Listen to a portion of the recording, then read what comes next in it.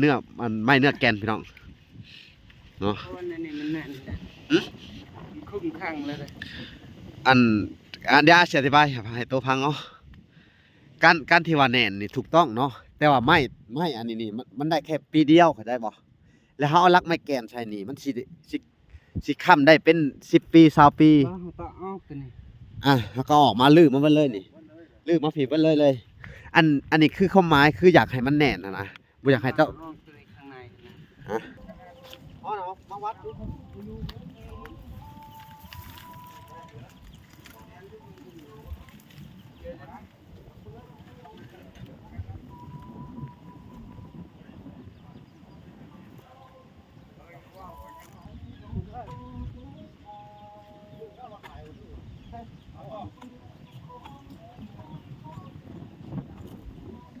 ใส่เสาแก่นน้องไอ้บัด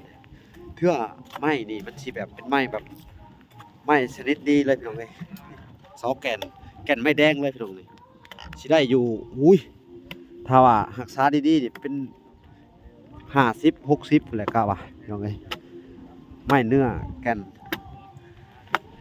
ทนแดดทนฝนทนน้ำพี่น้องเอ้ย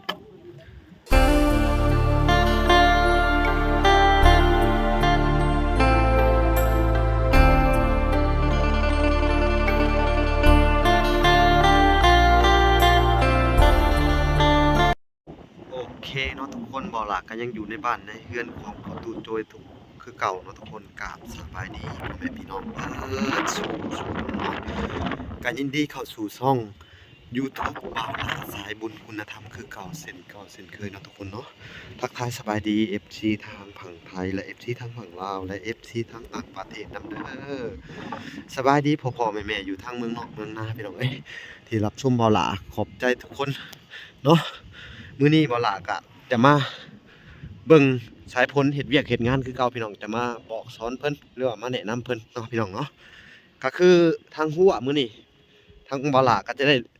ลื้อเฮ็ดใหม่เนาะพี่น้องเนาะเพราะว่าเราต้องใส่ไม้แก่นเนาะทางบ่าวลาก็จะได้ใส่ไม้แก่นลักขั้วจากอัน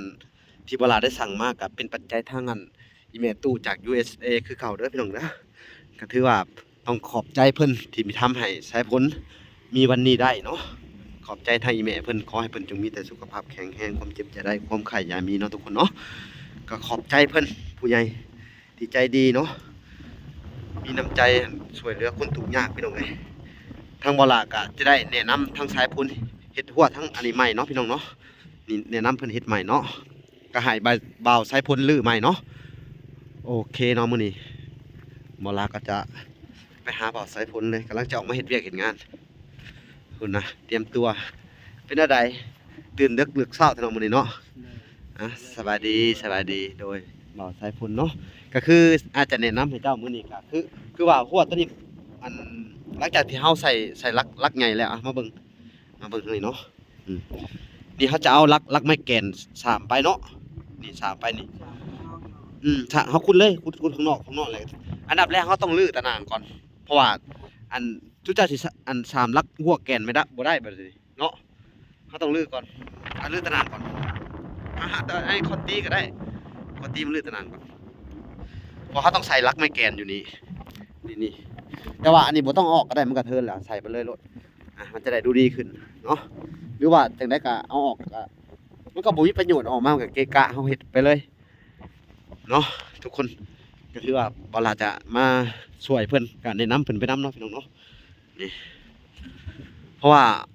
เพิ่นเฮ็ดไปก่อนเนาะพี่น้องโดยที่ว่าบ่ทันได้ขุดอันลักเนาะโดยที่ว่าเขาสั่งลักมาแล้วยังบ่ทันได้ใส่ไม้แกนน้ำแน่นะพี่น้องอยากให้เพิ่นใส่ทั้งไม้แกนมันจะได้อันแข็งแรงลักหัวเนาะทุกคนเอาคอนตีได้ผลคอนตีมาเห็นเลยมื้อนี้ก็เป็นบรรยากาศยามเช้าๆคือเก่าเนาะทุกคนเนาะ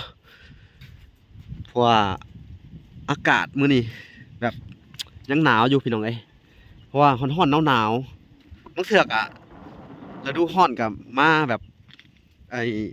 มาเยือนแบบฤดูหนาวเข้ามาแทรกอีกพี่น้องเอ้ยบัดนี้ก็บ่ฮู้เป็นจังได๋อากาศปัจจุบันนี่เนาะเปลี่ยนแปลงไปได้ทุกฤดูกาลเห็นบ่นี่เนาะพี่น้องเนาะเฮาก็จะให้ทางบ่าวใส่พ่นลื้อก่อนลื้อแล้วก็ม้วนเข้าไปคืนเนาะ เขาจะเริ่มอันต้นน่ะได้อยู่คุณรักได้อยู่ตัวสายน่ะม่วนแต่ชุดเขตนี่เนาะพี่น้องเนาะเฮางอไว้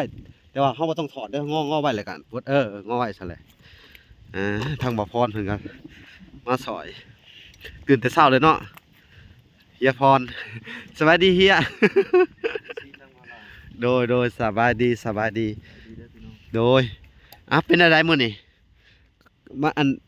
ลักขั่วใช้การได้อยู่บ่เจ้าวะได้อยู่บางส่วนเลือกเอาแหละ บ่อันบ่ล่ะว่ามันลักอันนี้สิดีกว่ารุ่นก่อนหลายมันเป็นลักไม้แกนที่อันไม้ที่เฮาสั่งตรงสเปคอยู่เป็นไม้แกนคือประเภทไม้จิกแล้วก็ไม้แดงแกนไม้แดงพี่น้องถือว่าน้อยๆซำบิ๊กแข่งนี่ก็สุดยอดมันเนื้อแกนมันเลยพี่น้องเอ้ยเอาแกนแท้ของมันเลยก็ถือว่าเป็นเนื้อมันไม้เนื้อแกนพี่น้องเนาะเพราะว่านี่มันแน่นมันครึ่งข้างเลยอันเดี๋ยวอธิบายให้ตัวพังเนาะการที่ว่าแน่นนี่ถูกต้องเนาะแต่ว่าไม้อันนี้นี่มันได้แค่ปีเดียวเข้าใจบ่แล้วเฮาเอาลักไม้แกนใส่นี่มันสิค้ำได้เป็น10ปี20ปีเฮาก็เอาตัวนี้แล้วก็ออกมาลื้อมันเบิดเลยนี่ลื้อมาผีเบิดเลยอันนี้คือความหมายคืออยากให้มันแน่นนะบ่อยากให้เจ้าเอาตัวนี้ข้างในนะเอาไม้ข้างในก็แล้วแต่ถ้าสิเอาแบบใดก็ได้แต่ว่าตะนางอันที่เฮาต่อเป็นบ่นี่คือเห็นต่อบ่คักปานใดนี่ก็โอเคอยู่ไผเป็นคนต่อนี่สร้างโอ้ต่อต้องเฮ็ดคือเว้าล่ะบอกเจ้าเด้ต้องต่อแบบนั้นแม่นบ่แหละเจ้าลืมมาก่อนหั่นแหละเอาเพื่อความมันงามของเจ้าหรือว่าเพื่อความให้มันละเอียดนะแล้วก็ให้มันแข็งแรงเชื่อบ่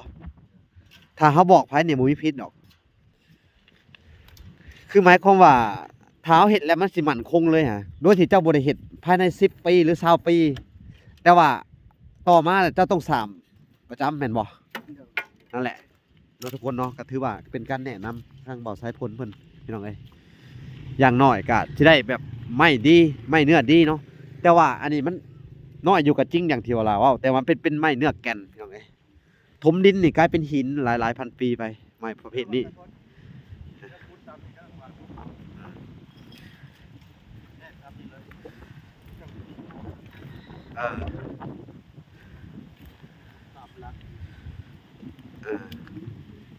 ทางบ่พรบอกเพิ่นเนาะ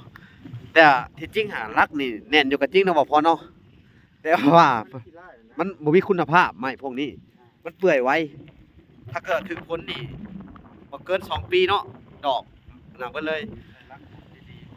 แม่นเฮาสิใช้ลักแก่นใหญ่ๆเลยพี่น้องเอ้ยนี่ที่เตรียมไว้เนาะจังได๋ก็อยากให้เพิ่นได้ดีแหละพี่น้องเอ้ยหนาวพี่น้องเอ้ยลมมาวูบๆเลยอิหยังหนาวนี่ภาษาเจ้านี่อิหยังวะสะแงดบ่โอ้สะแงดเนาะพี่น้องว่ะ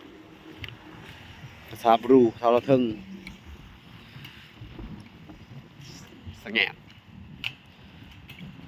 มวยเด้อนี่คือบ่อาบน้ำเนาะมวยเด้อนี่มวยเด้อสะแงดนี่นะแบบว่าอาบน้ำเนาะบ่อยากอาบน้ำมันหนาวเนาะ ก็เป็นอยู่ตัวนี่เนาะมาอยู่ก็จะเพิ่นจะเป็นนะพี่น้องเอ้ยคุกคีอยู่ครับอันชนเผ่าอันดูพี่น้องเอ้ย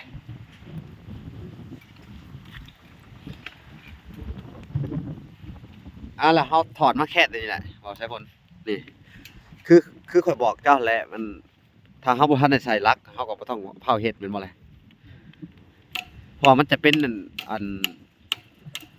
ว่าไงให้มันดีที่สุดนะว่าอะไรโอเคนะพี่น้องเพิ่นก็เห็นไปอยู่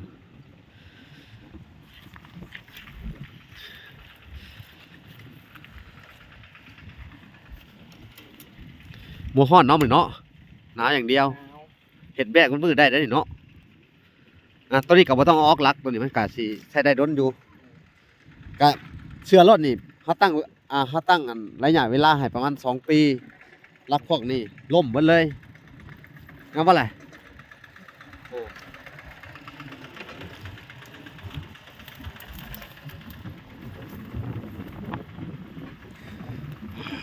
วนลมพี่น้องเอ้ยมาเป็นบาทหนาวขนาดเลยครับ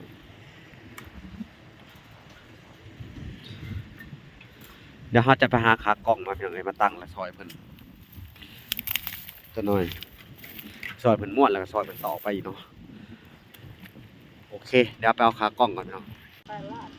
เนาะทุกคนเนาะเวลาก็สิซอยเพิ่นม้วนตะนางมาใหม่เนาะให้เป็นพุดใหม่เนาะ ประมาณ5ต้องรุ่นอันต้องรุ่นอันนึงอ่ะ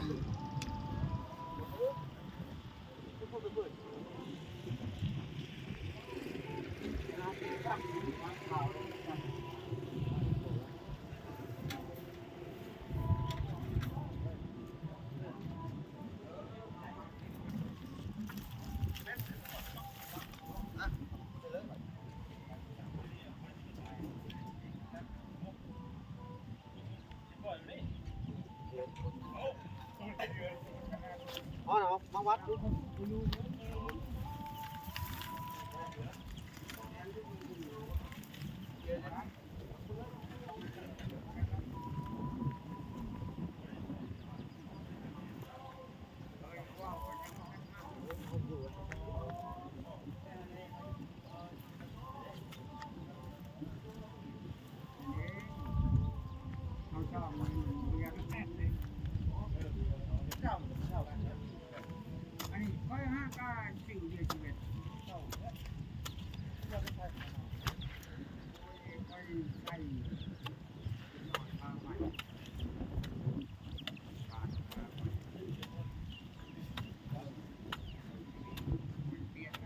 เอาลักใหญ่ครับมี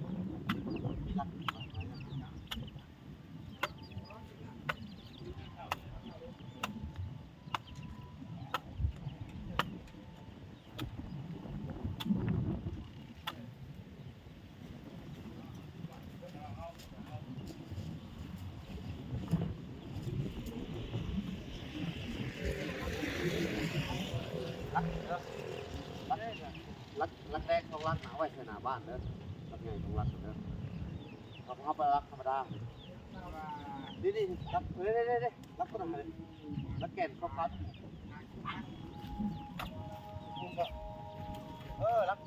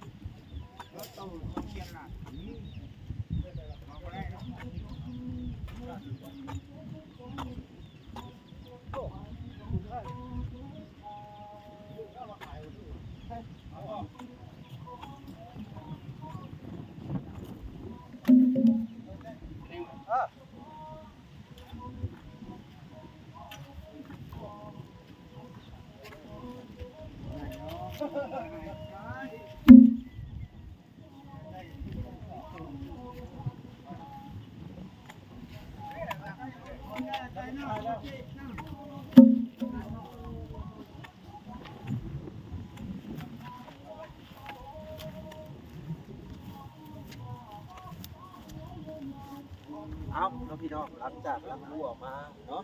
ลักป่าสายตุนมันก็สารงานต่อสังโบราณส่วน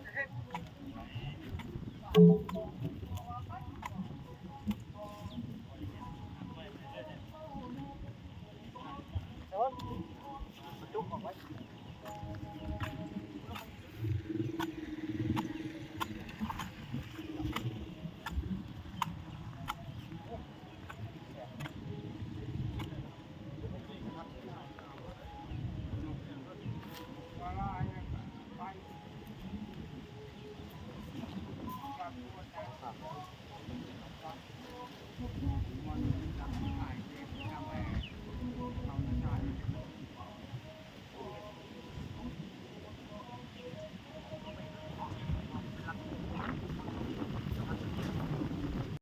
มาพี่น้องหลังจากนี้ก็จะใส่ลักไม้แก่นเนาะหมอคอนสวัสดียามเช้าหมอคอนสวัสดีพี่น้องสวัสดีอีกครั้งหนึ่งเนาะคือลักตัวนี้เป็นลักอันไม้ค้ำมันเนาะลักอันเขาเรียกไม้ครึ่งมันต่อแม่นเนาะมันอยู่โค้งหมู่เด้เป็นลักครึ่ง แล้วก็แบบนี้แล้วก็ ใส่ลักได้ ใช่ ได้ไหม โอ้ตัดไข่เนาะเอาบ่พอไม่ใช่ลักที่เจ้าวัดเอามาขุดมาวัดมึงดูวัดให้บ่ใช้พ้นเหมือนมึงดู เอาระยะนี่เลย2 เมตร 2 เมตร จากแทกกันนี่ เออ เยอะมันจะบนแทกมีแทกระหว่างกลางน้ กะ ำพุดมือแล้วดิ เออ ไปมันตรงมันแหวกเข้ามา เขาว่าบ่สิบ่ได้บ่จันเอาบ่สินี่มันเดินว่างมันจะได้ครึ่งพวกนี้มันจิกับตัวนี้เด้มันจิกับตัวลักเก่าอ๋อตัวนี้ผลิตว่ามันสิเลยทรงเดิมบ่ โอ้ลักใหญ่นะ บ่เฮาวัดเอาไว้อีกทีโพดว่านี่ว่านี่แหละนี่ลักหนึงแล้วก็จะมาวัดเอาไปใหม่อ่ะลองจับไม้เอาวัดไปอีกดูใหม่นั่นแหละวัดไปนี่มันถึงนี่ดิได้เอาซั่นนั่นแหละขุดได้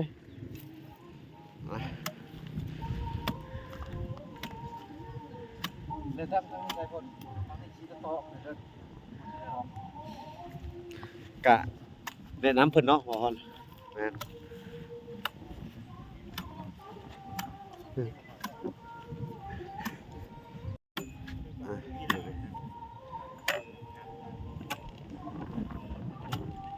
เดี๋ยวเมื่อยก็บอกเด้อเดี๋ยวสิเปลี่ยนเอาเพิ่นพูดไปก่อนใส่เสาแก่นเอาไว้บาดเทื่อไม้นี่มันสิแบบเป็นไม้แบบไม้ชนิดดีเลยพี่น้องเอ้ยเสาแก่นไม้แดงเลยพี่น้องนี่สิได้อยู่ถ้าว่ารักษาดีๆนี่เป็น50 60พุ่นแหละกะว่าพี่น้องเอ้ยไม้เนื้อแก่นทนแดดทนฝนทนน้ำพี่น้องเอ้ยปวกยังกินบ่ได้อะ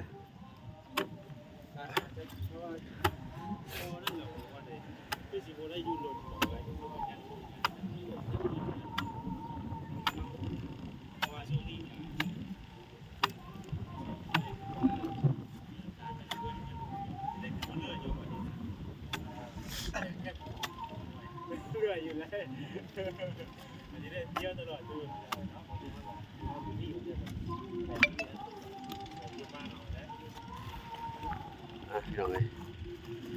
ก็ขุดไปเรื่อยๆ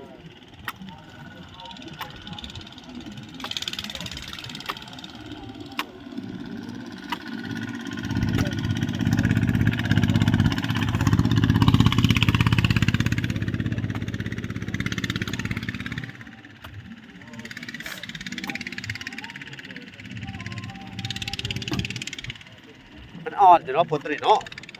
ขุดง่ายอยู่บางบ่อนก็แข็งได้พี่น้องเอ้ยตัวนี้ขุดลงไปแล้วก็เป็นดินแบบคล้ายๆคือดินตมดินโคลนดินดาบครับพี่น้องเอ้ย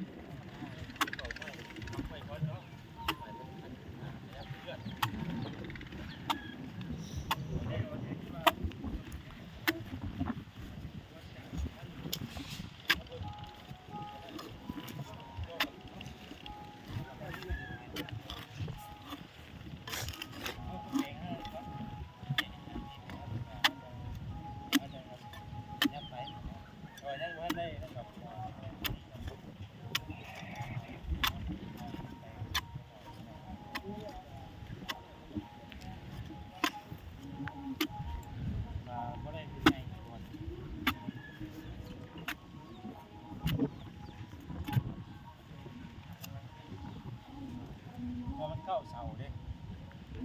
เข้าเสาอะไรพวกนี้แหละมันรู้สึกมีเสากลางมีเสากลางเนี่ยเขาจะเอาไว้ว่าห้องเขาจะเอาไว้เนาะ นั่นแหละ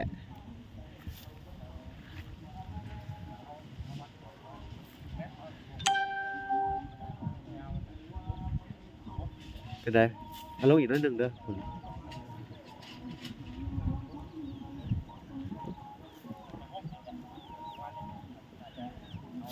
ไปอีกวันหนึงนิดนึง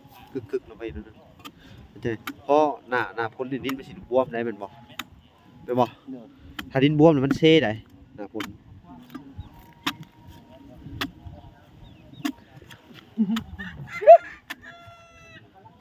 แล้วก็เอาลักดำมาใส่เด้อดิลักดำ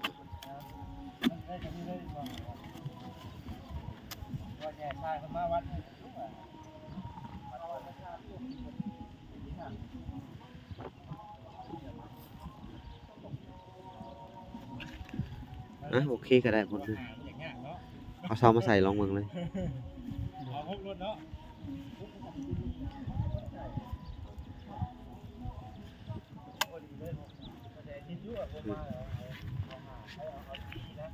ลักดำก็ได้เด้เด้ บุรีงามเลย นั่นแหละ แต่วันนี้มันจะมีเสากลางมันมีเสากลางมันโลกเลยมันจะเป็นทางการเป็นโลกหมดเลยที่นะหมดช่วงวันนี้แต่ยังไม่รู้ว่าเป็นเมื่อไรอะไรไม่ได้ มันเป็นไม้แดงไปหน่อยเนี่ยทางไหนลงนี่ไม่ได้ทางกกมันน่ะทางปลายไม่แก่นเนาะ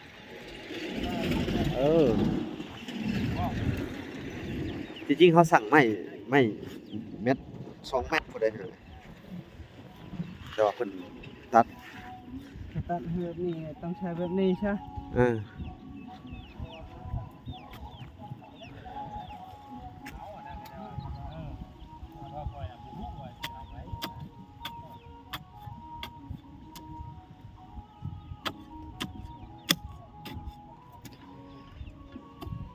เห็นป่ะที่เฮาไม่เฮาวัดไปเมื่อกี้นี่ไปถึงจุดนี้พอดีเลยนี่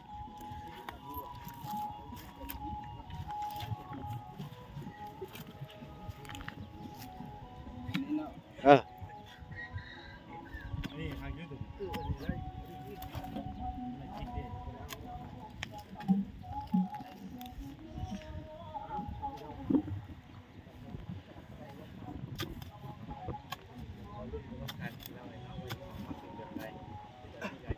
ดึงเลยครับผม ข้าวก่อนเนาะ ดึงถิ่มเลย ได้ เป็นอะไรมันถึกเป็นเสือเฮาซัดถิ่มก็ได้เสือขาดเลยสายพลขยันพี่น้องเอ้ยลุยตลอดพี่น้องเอ้ยกับผู้ที่สิใช้ให้มันแล้วเลยตะนุ่งตะนางเนาะ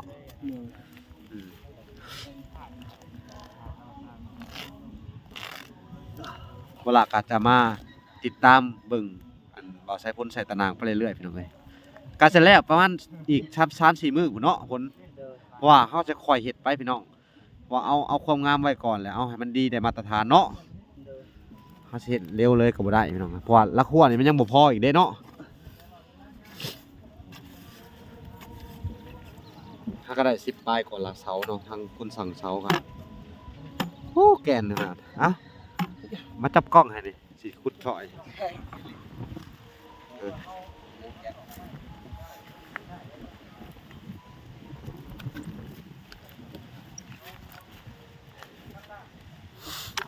โอ้แข็งเลย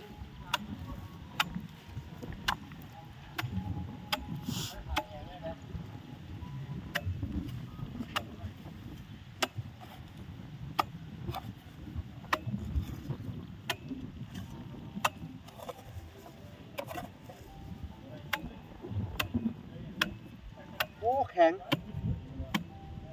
แห้งอันนี้พี่น้อง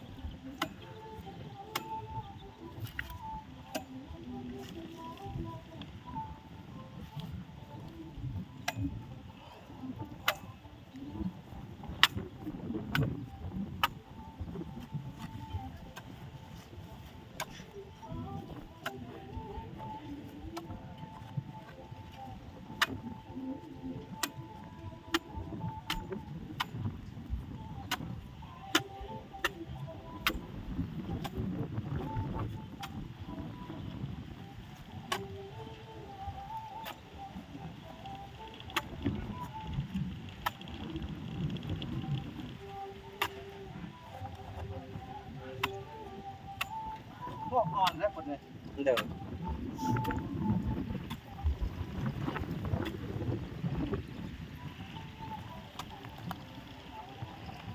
ตัวนี้ต้องย้ายลักให้มันจังไรก็ให้เหาะเลยลักให้แล้วเลยนะ ก่อนเห็นไหม ว บ่รักของมันได้มา คือว่าหลายหลักอยู่เลย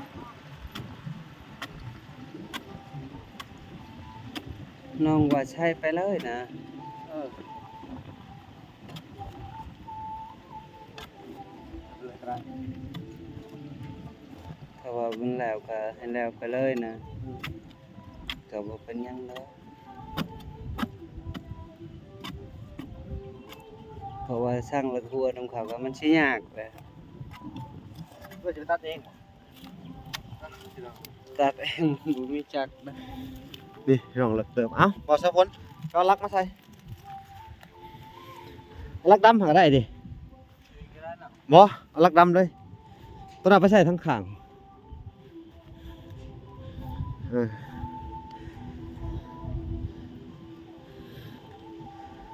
พี่น้องเลยแสบซ้ายพ้นใส่ลักต่อไปนี่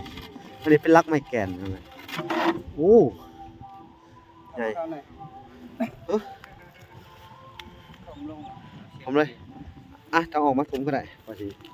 จับให้เจ้ามันออกพี่เหลือกอยู่พี่น้องเลยให้มาถมไปอันนี้เป็นไม้จิกเนาะไม้จิกแกนเลยลักไม้แกน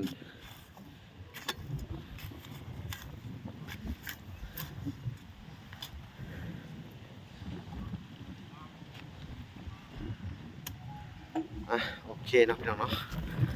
ก็สิบึงผลไปเรื่อยๆแทกเอาไม้อีกปันนี่ผลบึงผลเลยอีกเลยแทกวันนี้นี่ไม่ถึงจุดใด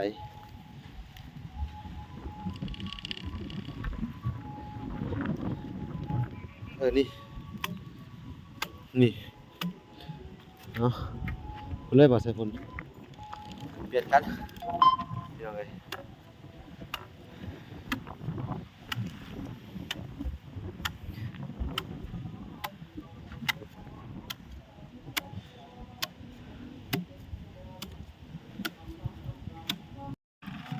ถ้าพี่น้องเนาะเพิ่นก็พุดใกล้สิแล้วเลยถ้าจบลักนี้เขาก็จะได้ ไปเบิ่งไก่พี่น้องเลยจะไปทำซื้อไก่ทางเบาใช้พุ่นต่อเนาะพี่น้องเนาะนี่เนาะพี่น้อง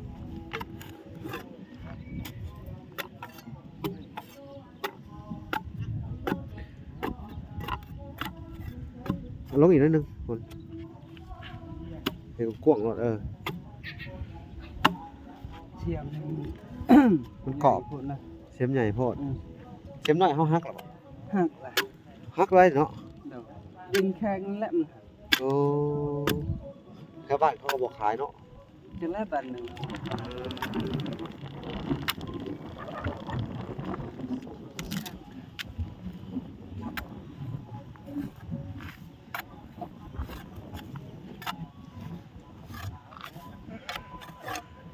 ใช้ลักเนี่ยเขาก็สิไปเบิ่งไก่ก่อนเนาะ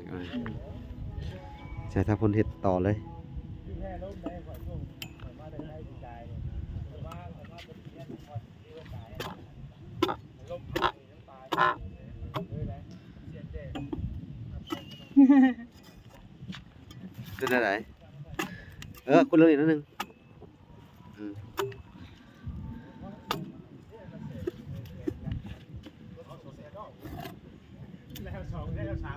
ได้ลักหน่อยลักใส่เด้อลักไม่แดงใส่ลักหน่อยเอามาใส่มาใส่รถก่อนพี่น้องไงให้บอสใส่พ่นเอามาใส่ลักนี่ฮะจิไปถามซื้อไก่นะให้บอสใส่พ่นอีกต่อไป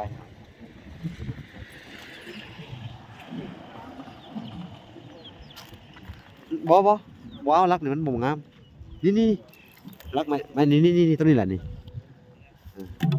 ลักน่ะมันเป็นลักไม้อ่อนนี่ลักไม้แกนตัวนี้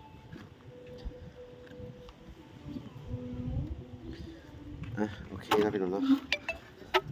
คลิปนี้ก็จะจบก่อนพี่น้องเลยเขาก็จะอยู่น้ำบ่าวสายพ้นติดตามบ่าวสายพ้นต่อไปนะพี่น้องเนาะเขาก็จะได้น้ำเพิ่นเฮ็ดหัวต่อไปพี่น้องเลยโอเคเนาะทุกคนเนาะ คลิปนี้บ่ลากจะจบก่อนแต่เพียงเท่านี้เนาะพอกันใหม่คลิปหน้าเนาะทุกคนเนาะบ๊ายบาย